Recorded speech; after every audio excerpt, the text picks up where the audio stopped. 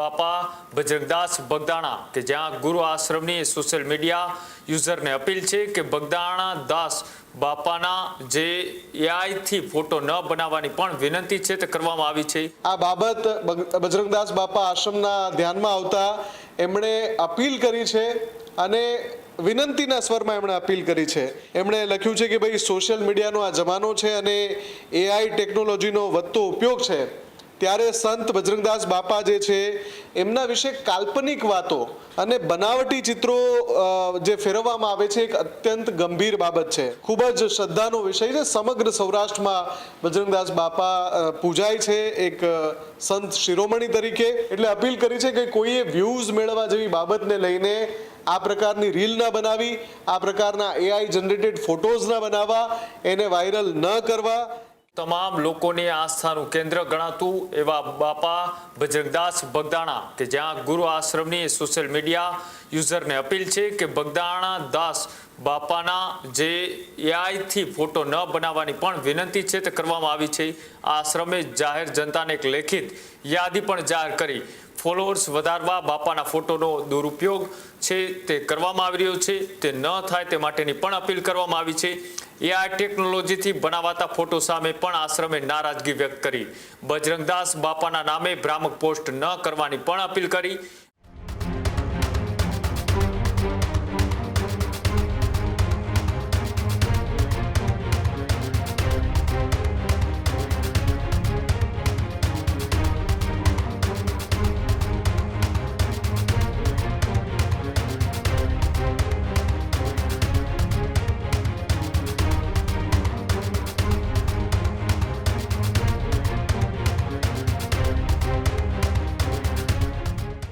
બાપાએ જીવનભર માત્ર રામ નામનો જ સંદેશ આપ્યો હોવાની પણ વાત કરી। બાપાના નામે ખોટા સંદેશ વાયરલ ન કરવા પણ અનુરોધ છે તે કરવામાં આવ્યો છે। સોશિયલ મીડિયા પર બિન અધિકૃત પોસ્ટથી દૂર રહેવા પણ ભક્તોને અપીલ છે તે કરવામાં આવી રહી છે। જે રીતના અત્યારે ટેકનોલોજીનો યુગ છે, ટેકનોલોજીના યુગમાં અત્યારે લોકો એ કાંઈ પણ વસ્તુ કરી શકે છે અને અત્યારે જે રીતના એ બગદાણાના બજરંગદાસ બાપા કે જે સૌ કોઈનું આસ્થાનું કેન્દ્ર છે અને તેનો એઆઈથી ઉપયોગ કરીને અત્યારે સોશિયલ મીડિયામાં ફોલોવર વધારવાની હોડમાં કેટલાક લોકોએ ભ્રામક વાતો ફેલાવી રહ્યા છે। મુફદ્દલ મારી સાથે જોડાયેલા છે। મુફદ્દલ, જે રીતના આસ્થા અને શ્રદ્ધાનું જે કેન્દ્ર હોય છે ત્યાં પુરાવાની જરૂર નથી હોતી, પણ અત્યારે એઆઈના જમાનાની અંદર કેટલાક લોકો ભ્રામક વસ્તુઓ ફેલાવી રહ્યા છે, ભ્રામક ફોટાઓ બનાવીને ફેલાવી રહ્યા છે। તેના કારણે હવે આશ્રમે સ્પષ્ટતા કરવી પડી કે આ વસ્તુ ના કરો, બાપાએ માત્ર રામ નામનો સંદેશ આપ્યો છે। બિલકુલ કૃણાલ, કેમ કે બજરંગદાસ બાપાએ સમગ્ર સૌરાષ્ટ્રની અંદર એક ખૂબ જ આસ્થા ધરાવતા સંત અને જેમને સંત શિરોમણીનું બિરુદ આપવામાં આવ્યું છે એવા બજરંગદાસ બાપાનો જે આશ્રમ છે ત્યાં દરરોજ હજારો ભક્તો છે ત્યાં આવે છે અને બજરંગદાસ બાપાનું ત્યાં મંદિર પણ છે, સમાધિ સ્થાન પણ છે અને ત્યાં દર્શન અને પ્રસાદનો જે લાહવો છે એ શ્રદ્ધાળુઓ મેળવે છે। હવે બજરંગદાસ બાપાની જે તસવીરો છે એ આજે પણ ત્યાં આશ્રમમાં ઉપલબ્ધ છે।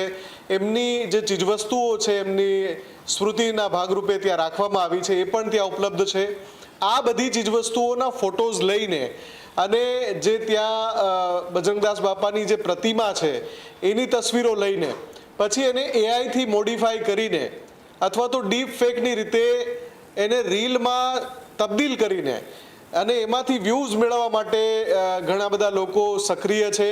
આ બાબત બજરંગદાસ બાપા આશ્રમના ધ્યાનમાં આવતા એમણે અપીલ કરી છે અને વિનંતીના સ્વરમાં એમણે અપીલ કરી છે કે પૂજ્ય બાપાનું જે વાસ્તવિક સ્વરૂપ છે અને એમનો જે સાચો વારસો છે એની જાળવણી માટે થઈને આશ્રમ ભાવભીની વિનંતી કરે છે।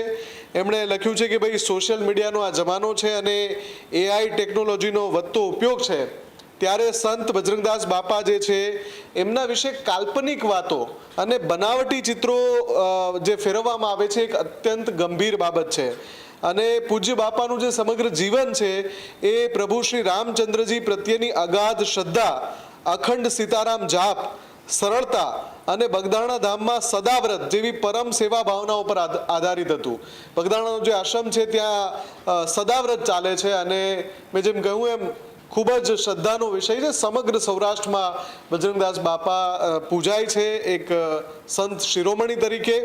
ત્યારે એઆઈનો ઉપયોગ કરીને એમના ફોટોઝ, એમની કથા છે, એની સાથે એમનું જે જીવન હતું સેવા ભાવનાઓનું, એની સાથે જોડીને રીલ્સ બનાવવામાં આવી રહી છે એઆઈનો ઉપયોગ કરીને. એમાં ડીપ ફેકનો પણ ઉપયોગ કરવામાં આવી રહ્યો છે.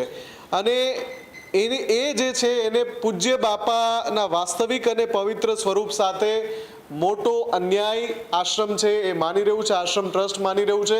એટલે અપીલ કરી છે કે કોઈએ વ્યૂઝ મેળવવા જેવી બાબતને લઈને આ પ્રકારની રીલ ના બનાવી, આ પ્રકારના એઆઈ જનરેટેડ ફોટોઝ ના બનાવવા, એને વાયરલ ન કરવા, કેમ કે એ સૌની નૈતિક ફરજ છે. એમણે એમ પણ કહ્યું છે કે જો કોઈએ જાણે અજાણે પણ એઆઈથી જનરેટેડ ફોટા મૂક્યા હોય કે ભાઈ બાપા પ્રત્યે આસ્થા હોય ને ફોટોઝ મૂક્યા હોય, રીલ્સ મૂકી હોય, તો આશ્રમે અપીલ કરી છે કે અમે હૃદયપૂર્વક વિનંતી કરીએ છીએ કે તમે એને હટાવી લો સોશિયલ મીડિયા પરથી, કેમ કે બાપાનો જે વાસ્તવિક વારસો છે એ આ નથી. એઆઈથી જનરેટેડ જે તસવીરો કે રીલ્સ છે નથી, અને એટલા માટે આ વિનંતી કરવામાં આવી છે. કૃણાલ, ખેડૂત ભાઈઓ છે ખેતરમાં ડ્રોન ઉડાવતા હોય છે ત્યારે આપણે એક પ્રશ્ન સતાવતો હોય છે કે જે આપણે અત્યાર સુધી જીપીએસ ટેકનોલોજી વાળા ડ્રોન વાપર્યા છે, જેથી કરીને મોબાઈલ ટાવર છે અથવા તો હાઈ ટેન્શન લાઈન પસાર થતી હોય, કોઈ વૃક્ષો હોય, ત્યારે જે જીપીએસ ટેકનોલોજી વાળા ડ્રોન છે એમાં ટકરાય અને ટ્રેસ થાય છે. પણ એગ્રીવન લાવ્યું છે જીએનએસએસ ટેકનોલોજી ડ્રોન, જેથી કરીને એ ડ્રોન છે એ કોઈ જગ્યાએ ટકરાય નહીં, પોતાની રીતે જ ડિસિઝન લે છે ને મૂવ થઈ જાય છે. જેથી કરીને જીએનએસએસ ટેકનોલોજી ડ્રોન છે એ વાપરવાનો આગ્રહ રાખો. હજુ સુધી તમે અમારી ચેનલને સબસ્ક્રાઇબ નથી કરી તો અત્યારે જ ન્યૂઝરૂમ ગુજરાતને સબસ્ક્રાઇબ કરો, ફેસબુક અને ઇન્સ્ટાગ્રામ પર ફોલો કરો.